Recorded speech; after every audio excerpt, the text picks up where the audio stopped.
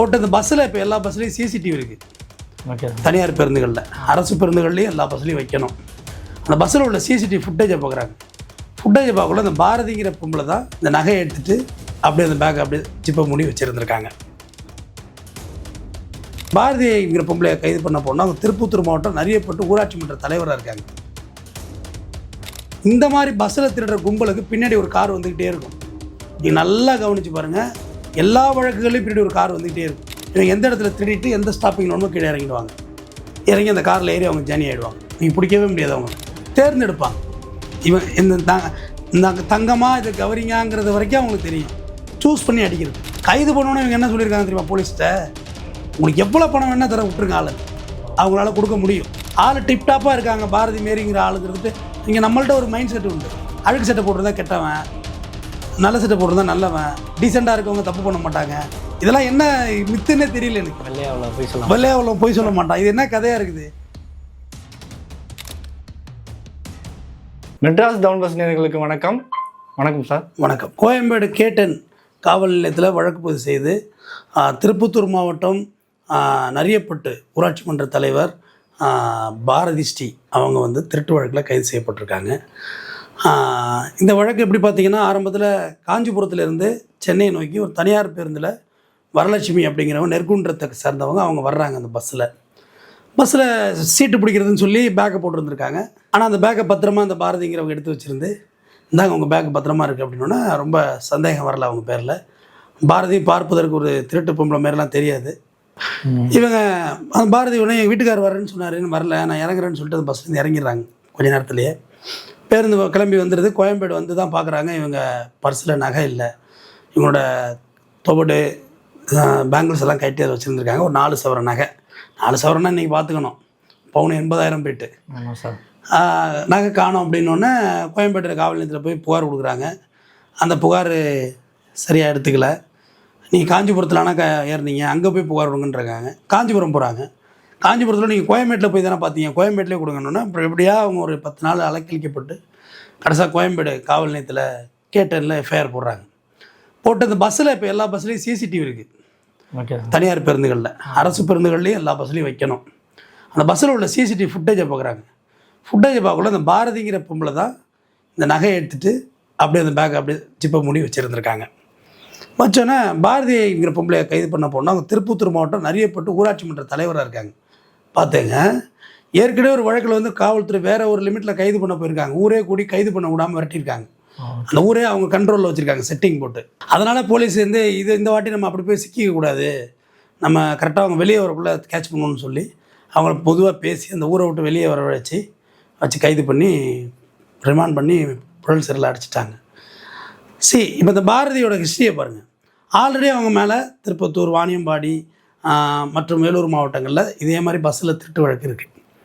இந்த டீமுக்கு இவங்கெல்லாம் பார்த்திங்கன்னா ஒரு பெரிய நெட்வொர்க். எப்படின்னா, ஒரு பஸ்ஸில் நீங்கள் திருடுறீங்க அப்படின்னா இன்ஃபேக்ட் நீங்கள் மாட்டிக்க கூட செய்யலாம். அப்போ கையங்களவமாக கூட உங்களை பிடிக்க முடியும். பிடிச்சா என்ன பண்ணுவாங்க, பஸ்ஸை நிறுத்தி ஒரு மாதிரி கலாட்டா பண்ணுவாங்களா. சில பஸ்ஸு தான் நிறைய போலீஸ் ஸ்டேஷன் கொண்டு போகிறாங்க. சில பஸ்ஸு என்ன செய்வாங்க, அங்கனே இறக்கி விட்ருவாங்க.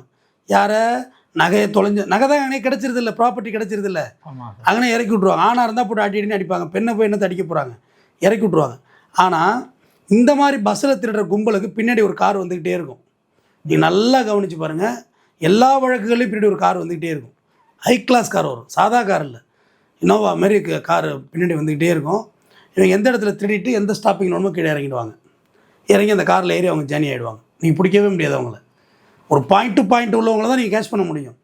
பாதியில் இறங்குறவங்க நீங்கள் எப்படி கேட்ச் பண்ண முடியும்? ஸ்டேஜ் க்ளோஸ் ஆகிறதுக்குள்ளே இறங்கிடுவாங்க. நகை அடித்தோடனே இவங்க உள்ளேருந்து சிக்னல் கொடுத்துருவாங்க, அடித்தாச்சு அப்படின்னு.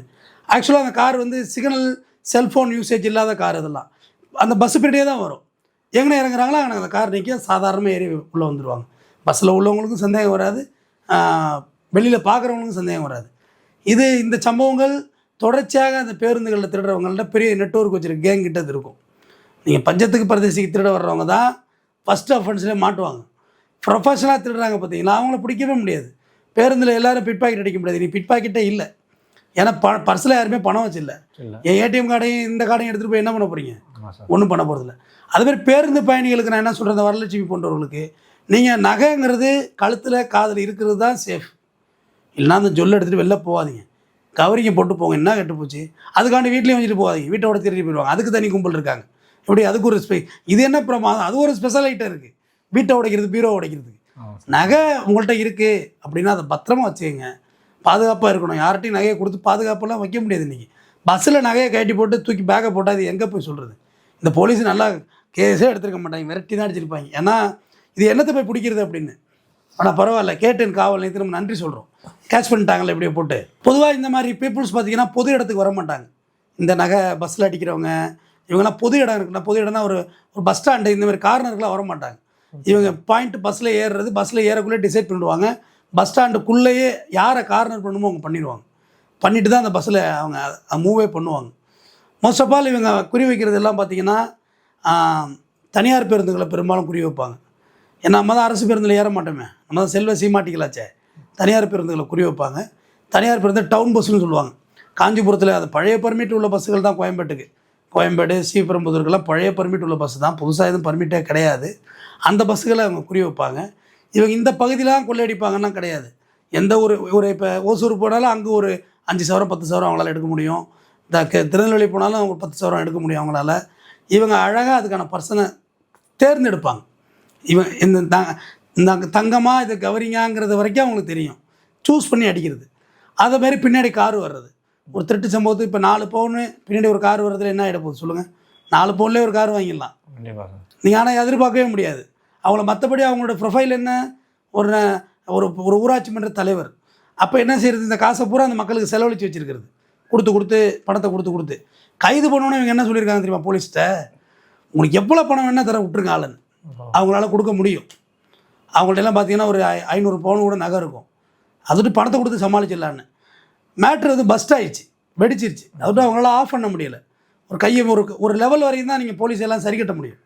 ஒரு லெவலுக்கு மேலே போயிட்டால் போலீஸ் சட்டம் கடமையை செஞ்சிடும், தப்பிக்க முடியாது. கண்டிப்பாக சார். அதுதான் இந்த வழக்கில் நடந்திருக்கு. இவங்க முதல்ல எப்படியே பேச்சுவார்த்தை நடத்தி, ஆனால் உள்ளூரில் போய் கைது பண்ண முடியாது. அது போலீஸ் லோக்கல் போலீஸை செக் பண்ணியிருப்பாங்க. ஐயோ இங்கெல்லாம் தூக்க முடியாதுங்க, அவங்கள பிரச்சனை போடுவாங்க, ஊர் மக்கள் பிரச்சனை பண்ணி தேர்ந்து. ஏன்னா இப்போ பவாரியா கொள்ளையர்களை பிடிக்க போனாங்களே பெரிய பாண்டியன் ஏசி சுடுபட்டு இறந்தாரில் ராஜஸ்தானில், அவரே வந்து அந்த ஊருக்குள்ளே நுழைய விடலை. அந்த உள்ளூர் போலீஸ் என்ன சொல்லியிருக்காங்க, ஐயோ சார் அவங்களை பிடிக்க முடியாது, நாங்களே பேசி ரெக்கவரி வாங்கி தரோம், நீங்கள் போங்கன்னு தான் சொன்னாங்க. ஏன்னா அவங்கள பிடிச்சா அவங்கள பிரச்சனை பண்ணுவானு. அதுதான் இதுலேயும் நடந்திருக்கு. அப்போ அந்த ஊர் இப்போ போலீஸ் என்ன சொல்லிடுறாங்க, சார் நம்ம போய் எல்லாம் பிடிக்க முடியாது, மெதுவாக வெளியே வர வச்சு பிடிப்போம் அப்படின்னு சொல்லி பேசி அவங்கள வெளியேற்றி அவங்கள கைது பண்ணுறாங்க. கைது பண்ணோன்னே செட்டில்மெண்ட் தான் பேசுகிறாங்க. 4 பவுன் தானே, 4 பவுன் 8 பவுனாக கூட தர்றேன், பிரச்சனையை சால்வ் பண்ணுங்கன்னு. ஆனால் எஃப்ஐஆர்லாம் போட்டாச்சு, பிரச்சனை பெருசாகிட்டு வீடியோ ஃபுட்டேஜ் ஆகிட்டு 4 பேர் தெரிஞ்சு போச்சு. அதை ஆஃப் பண்ண முடியாது. அது ரெண்டாவது நீங்கள் ஒரு ஃபஸ்ட் டைம் அஃபென்ஸ் பண்ணியிருந்தா அவனை விட்டுருப்பாங்க, மன்னிச்சு அவங்க கேட்டிருக்காங்க, மன்னிச்சு எங்கே தெரியாமல் பண்ணிட்டலாம். அப்புறம் அவங்க ஹிஸ்ட்ரியை பார்க்குறாங்க, ஏற்கனவே ப்ரீவியஸ் கேஸ் இருக்குது, ஹேபிச்சுவலாக இவங்க வந்து திருடுறாங்க இங்குள்ள. கண்டிப்பாக அதை ஏற்றுக்க மாட்டாங்க போலீஸை பொறுத்தவரை. ஏன்னா போலீஸ் வந்து இந்த மாதிரி விஷயங்களை வந்து என்டர்டெயின் பண்ண முடியாது. அப்புறம் இதான் தொக்குன்னு செஞ்சு அதே வேலையில் இறங்கிடுவாங்க. அதனால் ஏற்கனவே கேஸ் இருந்ததுனால போலீஸ் வந்து இது உடனடியாக வழக்கு பதிவு செஞ்சாங்க. இல்லாட்டியும் ஒரு சின்ன விஷயத்தெல்லாம் வந்து தட்டி விட்ருவாங்க, சரி ஓடு அப்படி சொல்லிட்டு. இன்றைய காலகட்டங்களில் நகை விற்கிற விலையில் நகையை நம்ம தான் பத்திரமா பார்த்துக்கணும், நம்மளையும் நம்ம தான் பத்திரமா பார்த்துக்கணும். எங்கேயாவது ஸ்பைடர்மேன் மாரிலாம் யாராவது கம்முட்டெல்லாம் காப்பாற்ற மாட்டாங்க. நம்ம வாழ்க்கையை நம்ம பத்திரமா பார்த்துக்கணும். நம்ம நகை உழைச்ச பவுனு. ஏன்னா ஒரு பஸ்ஸில் 4 பவுனு, ஒரு பவுனு இன்னும் 80,000 ரூபா தம்பி. ஆமாம் சார். கிட்டத்தட்ட 3.5 லட்ச ரூபா 3.25 லட்ச ரூபா அதோட ஒர்த்து.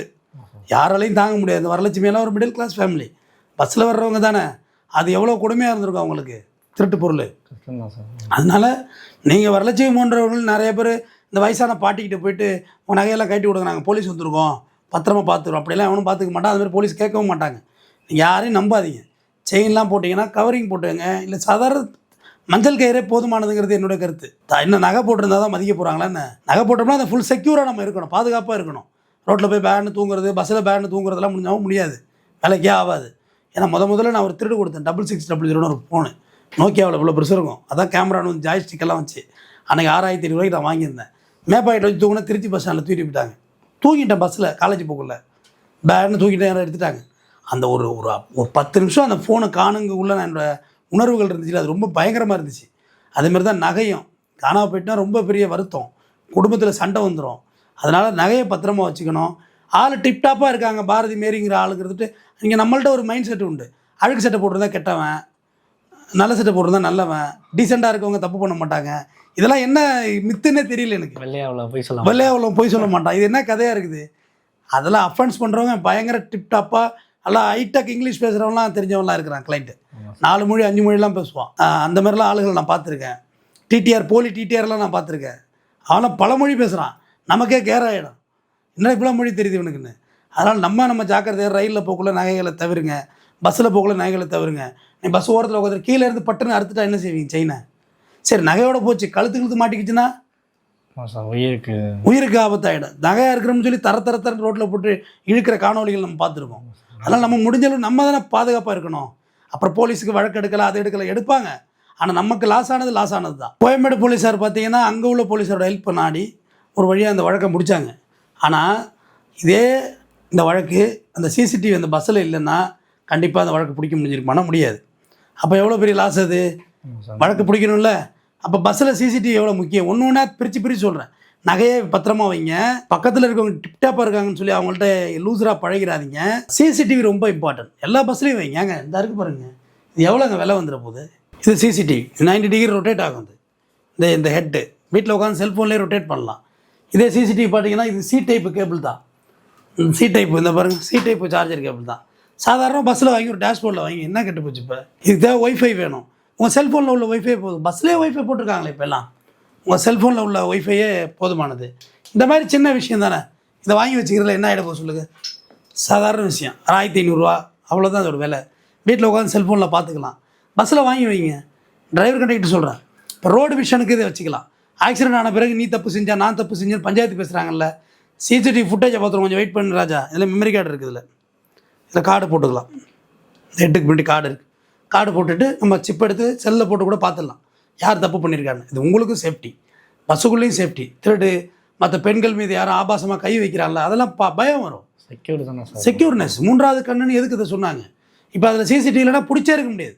கண்டிப்பாக பிடிச்சிருக்க முடியாது. அக்யூஸ்ட் எந்த இடத்துல நடந்தது, எந்த இடத்துல இறங்கினாங்க, யார் பண்ணாங்க, அவங்க யார் எதுவுமே தெரியாது. இது போன்ற நபரோட ஃபோட்டோவே வெளில கிடைக்காது. ஃபேஸ்புக், இன்ஸ்டாகிராம் எதுலேயுமே இருக்க மாட்டாங்க. இருந்தால் மாட்டிக்கணுமே. இது சமூக வலைதளம் ஓப்பன் டாக்கில் இது. அதனால் இவங்க எந்த ஒரு ஊடக வெளிச்சத்துலையும் இவங்க இருக்க மாட்டாங்க. ஸோ சிசிடிவி முக்கியமானது. நம்ம நகையும் பத்திரமா வச்சுக்கணும். ஒரு நல்ல சந்தர்ப்பத்தில் பேசுகிறேன். தொடர்ந்து பேசுவோம். நன்றி.